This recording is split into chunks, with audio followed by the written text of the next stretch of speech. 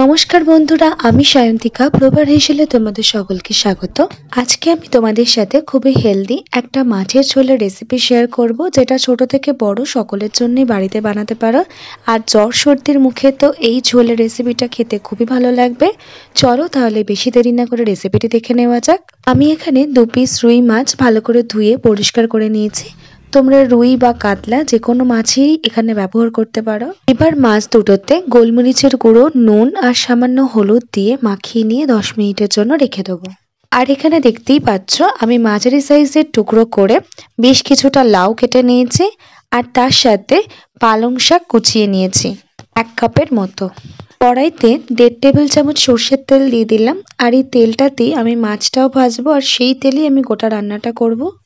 তেলটা ভালো মতন করে গরম হয়ে গেলে মাছ দুটোকে ভেজে নেব। মাছ দুটোকে হালকা লাল লাল করে ভেজে নেব। এবার ওই তেলের মধ্যে ফোড়নের জন্য 1/4 চা চামচ 5 ফোড়ন দিয়ে দিলাম। তারপর ফোড়নটাকে একটু নাড়াচাড়া করে নিয়ে দিয়ে দিলাম কেটে রাখা লাউগুলোকে, আর সাথে দিলাম সামান্য নুন, যাতে নুনটা দিয়ে ভাজার সময়তে লাউটা খুব তাড়াতাড়ি করে নরম হয়ে যায়, লাউ থেকে জল রিলিজ হয়। একটু নাড়াচাড়া করে নিয়ে গ্যাসের ফ্লেমটাকে একদম লোতে করে দিয়ে ঢেকে 10 মিনিটের জন্য লাউটাকে একটু রান্না করে নেব। লাউটা সেদ্ধ হতে হতে ততক্ষণে একটা মশলা তৈরি করে নেব। তার জন্য আমি এখানে 5টা গোলমরিচ ব্যবহার করেছি। প্রথমে গোলমরিচটাকে একটু হামল দিস্তাতে ভালো করে থেতো করে নিলাম। তারপর ওর মধ্যে 2টো কাঁচা লঙ্কা ব্যবহার করেছি। ঝালটা আপনারা আপনাদের পরিমাণ মতন ব্যবহার করবেন।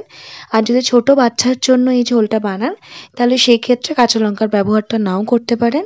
মশলাটাকে খুব ভালো করে থেতো করে নিয়েছি। দেখতেই পাচ্ছ যে মশলাটা কিন্তু পুরো একদম মিহি পেস্ট হয়ে যায়নি, একটু দানা দানা আছে, একটু হাফ ক্রাশ আছে।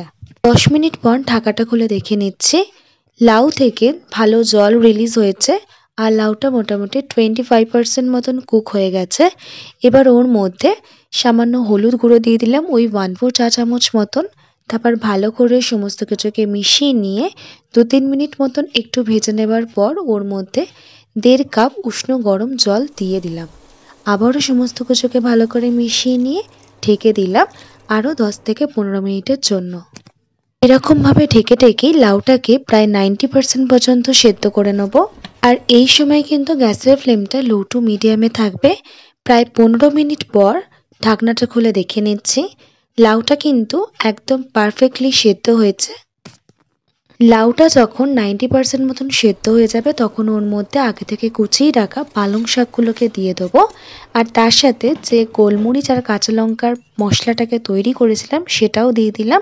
আর এই সময় প্রয়োজনে কিছুটা নুনের ব্যবহার করতে পারো। আমি এখানে কিছুটা নুন দিলাম স্বাদ অনুসারে।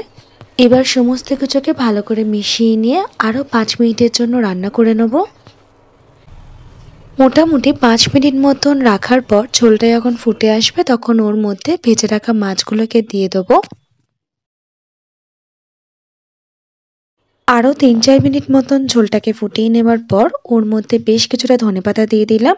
এবার সমস্ত কিছুকে ভালো করে মিশিয়ে নিয়ে কিছুক্ষণ স্ট্যান্ডিং টাইমে রেখে দিলেই একদম রেডি পালং শাক আর লাউ দিয়ে রুই মাছের ঝোল। এই রেসিপিটা বানাতে কিন্তু খুবই অল্প সময় লাগবে।